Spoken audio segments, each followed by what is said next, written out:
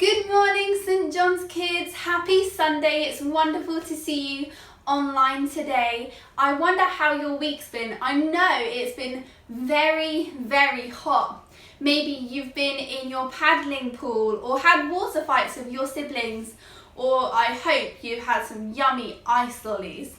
Maybe you've done something else this week, done a new craft, done some origami or some baking. Here's what I made this week. These are some carrot cake cupcakes. I know, a vegetable in a cake, how weird, but I promise you they taste delicious and I can't wait to have another one. If you've done some baking this week, we would love, well, not even this week, even this last month or so, we would love to see photos of your baking creations, so please do send them in to us. We'll put the email address below here now. This morning we've got a really fun session today. Miriam, our Disciple Year student, is going to be talking to us, and I think she's got a few friends joining her today.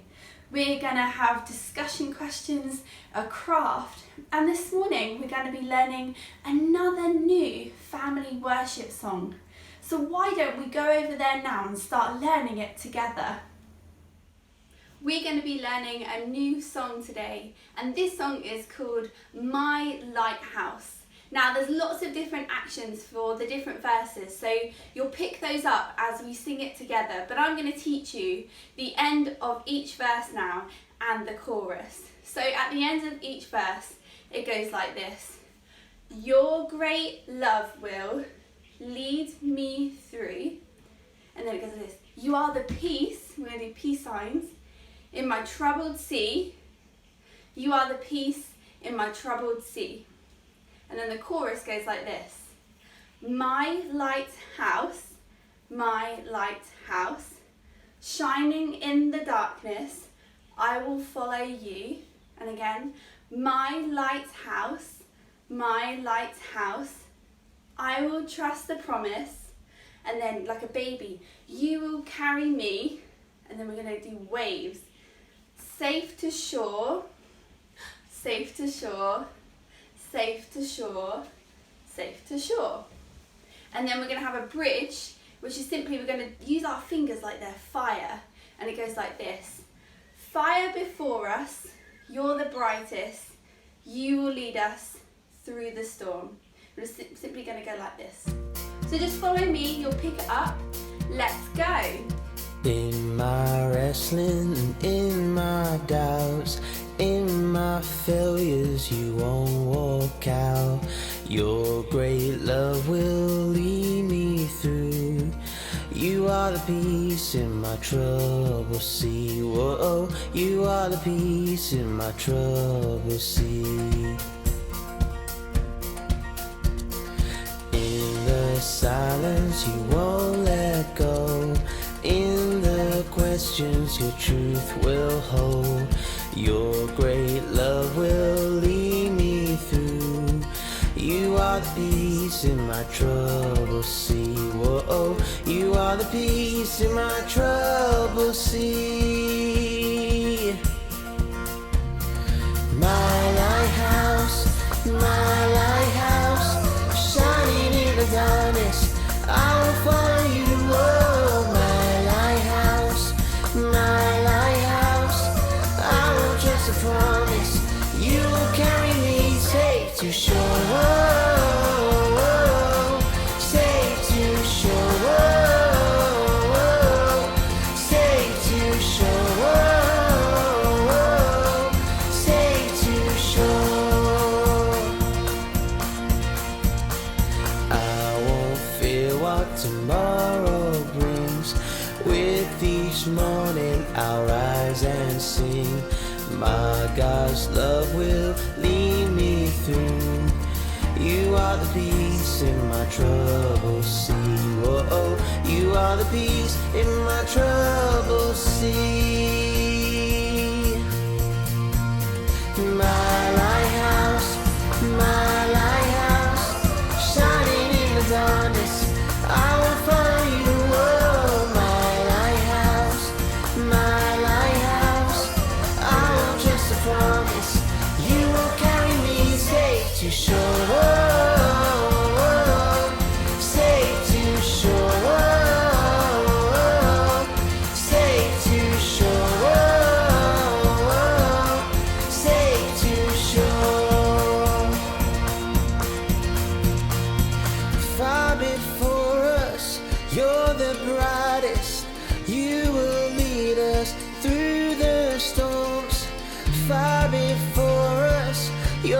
brightest. You will lead us through the storms. Fly before us, you're the brightest. You will lead us through the storms. Fly before us, you're the brightest. You will lead us through the storm. My lighthouse, shining in the darkness. I will follow you. Oh, my lighthouse, I will trust the promise. You will carry me safe to shore, safe to shore,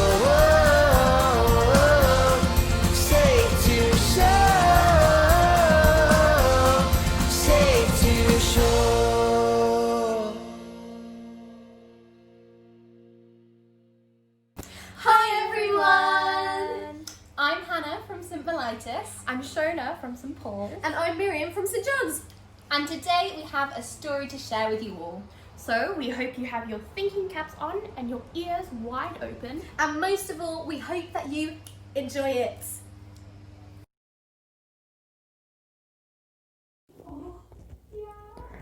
There once was a man named Jonah. Jonah was a prophet who was preaching the word of the Lord to the Israelites. One day, God called Jonah and told him to go preach to Nineveh because the people there were wicked and needed guidance. Jonah hated this idea because Nineveh was one of Israel's greatest enemies and Jonah wanted nothing to do with them. So Jonah ran away from God and in the opposite direction of the city of Nineveh. He climbed in a boat so that he could hide away from God. When God saw that Jonah was on this boat, he sent a great storm upon the seas. The men that were working on the boat decided that Jonah was to blame and that he had brought this storm upon them. So they threw him overboard. And as soon as they tossed Jonah into the water, the storm went away. God then sent a big fish to swallow Jonah to save him from drowning. While in the belly of this big fish, Jonah prayed to God for help and repented. He praised God as well. For 3 days and 3 nights, Jonah sat in the belly of this fish. Then, God had the big fish throw up Jonah onto the shores of Nineveh. Jonah then preached to the people in Nineveh and warned them that the city would be destroyed in 40 days and that they needed to mend their ways before the time was up. The people were shocked, but they believed Jonah, and they turned away from their wickedness. God had mercy on them and did not destroy their city. The city of Nineveh was saved. Wow, that's such a cool story. So Jonah was thrown off the boat and into the storm, which wasn't very good at all. I mean, he must have been terrified and really scared for his life. But God turned the situation around by sending a big fish to swallow him up and save him from the storm. Isn't that so cool that God can turn bad situations around for our good? Now, while God was working things together for Jonah, he was also thinking about the people in Nineveh. Now, Nineveh was known for being enemies of the Israelites. They did bad things and they even completely rejected God. Now, even though they did those horrible things, God still cared enough to send someone to warn them. Now, Jonah did try and run away, but in the end, God still made a way to change Nineveh for the better. In the end, God brought good to a place that no one had hope for, not even Jonah. It all turned out all right in the end. Now, we are in the middle of what is quite a stormy season. The coronavirus has affected us all in one way or another. Maybe that's being not able to see a family member, or maybe that's not being able to go to school and see your friends. And of course, maybe it's having a family member, a friend, contract the coronavirus, which can be very scary and can cause lots of anxious thoughts and worries. And it's a sad, tough time for everyone. But God does make good things come out of bad, stormy situations. For example, getting to spend more time as a family.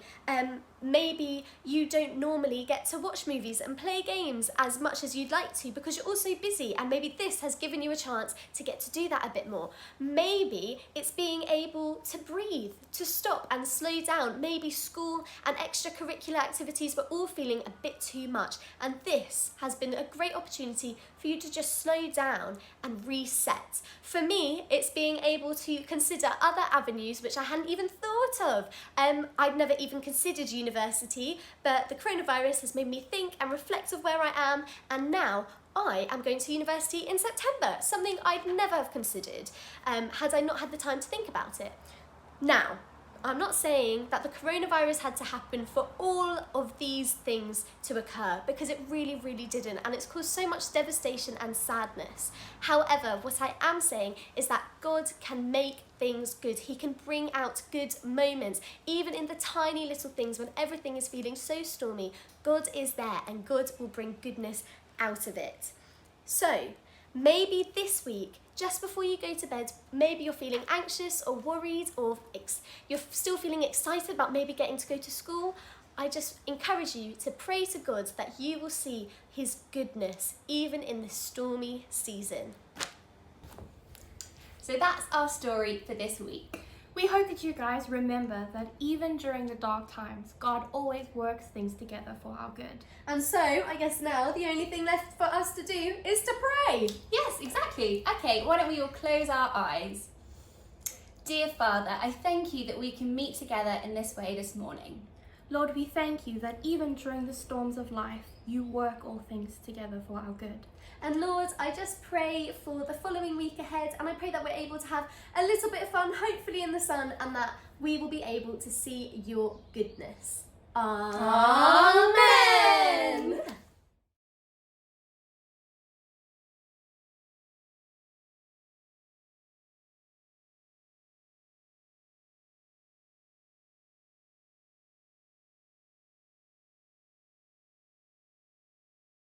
Hello everyone, so for today's memory verse we have Isaiah 40 verse 31, and I've got some fabulous actions to go with it. But those who trust in the Lord will renew their strength. They will soar on wings like eagles. They will run and not grow weary. They will walk and not grow faint. Let's do that one more time. But those who trust in the Lord will renew their strength. They will soar on wings like eagles. They will run and not grow weary. They will walk and will not faint. There we go, guys. That's it. Isaiah 40 verse 31. Have fun.